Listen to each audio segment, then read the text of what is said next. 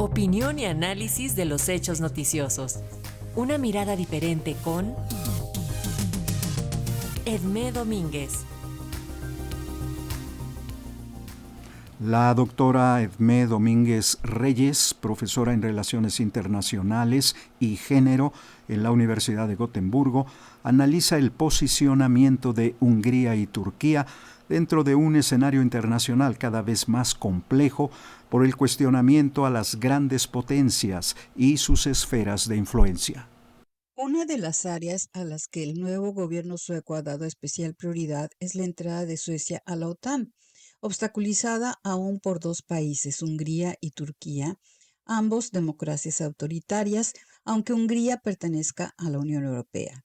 En esta ocasión comentaré el posicionamiento de estos países dentro de una constelación internacional complejizada por el cuestionamiento de las grandes potencias y sus esferas de influencia. Empezando por Hungría, con un gobierno ultraconservador, autoritario y populista. No es ningún secreto la animosidad entre este país, liderado por el autoritario Orbán, y la Unión Europea, que le reprocha, entre otras cosas, su ataque y desmantelamiento de las instituciones democráticas del país, incluyendo la politización del aparato de justicia y la fallida lucha contra la corrupción.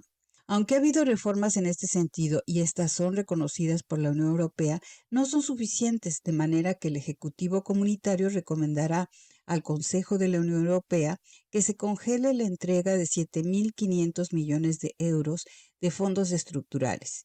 Y aunque se le ha dado el visto bueno al Plan Húngaro de Recuperación post-pandemia, con lo que se le podría entregar los 5.800 millones de euros en subvenciones, esta entrega está aún sujeta a que Hungría aplique medidas importantes para garantizar la independencia del Poder Judicial. Las transferencias europeas, 13.300 millones de euros, equivalen al 20% del presupuesto húngaro en 2019. Aparte de las críticas ya apuntadas, Hungría se distingue del resto de los miembros de la Unión Europea por su acercamiento a Putin, su oposición a una mayor ayuda europea a Ucrania y su insistencia en criticar las sanciones europeas contra Rusia por su invasión a Ucrania. Detrás de este posicionamiento presentado como la defensa de los intereses nacionales húngaros en el tema del gas y petróleo, está la afinidad de principios y valores entre la dirigencia rusa y la húngara, la cruzada antiliberal de defensa de la familia contra la diversidad sexual y contra las organizaciones de la sociedad civil. El problema de esta posición es su incoherencia con la pertenencia de este país tanto a la Unión Europea como a la OTAN. Una situación similar es la representada por Turquía. Se trata de un gobierno nacionalista ultraconservador autoritario que, si bien llegó al poder en base a elecciones, ha tratado de expandir su poder a costa de las instituciones democráticas existentes, como Orbán en Hungría, y de la represión de todo opositor, sacrificando a los medios de información independientes. Y aunque Turquía no pertenece a la Unión Europea, pese a haber tratado de hacerlo durante un buen tiempo, sí es miembro de la OTAN, un miembro muy problemático. No solo trata de mantener cierta relación de contacto e incluso colaboración con Rusia, pese a la guerra, ayuda a Putin a sortear las sanciones y busca influir en los conflictos de Medio Oriente. Si bien en la guerra contra Siria se mantuvo del lado contrario a Damasco, ahora cambia de posición y se le acerca con tal de seguir su campaña antikurda, con sus recientes ataques sangrientos al norte de Siria, destruyendo las bases kurdas que permitieron la victoria contra ISIS en 2019.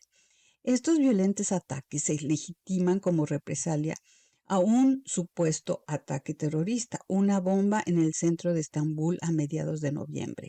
Se trata de un atentado muy sospechoso, donde se detuvo de inmediato a los perpetradores y cuya autoría no ha sido reivindicada por ningún grupo armado kurdo, a los que de inmediato se culpó, pero a los que no convenía la realización de un acto tal justo ahora.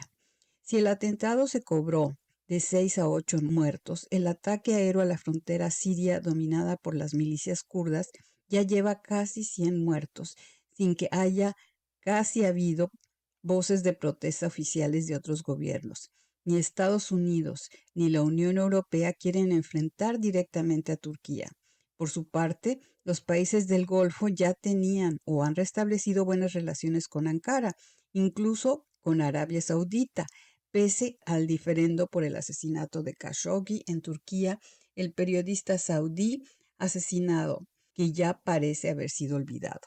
En esta situación, Turquía sigue empecinado en no aprobar la entrada de Suecia y Finlandia a la OTAN, dado que considera que sobre todo Suecia no ha cumplido sus promesas de deportar a una serie de disidentes turcos a los que Turquía tacha de terroristas.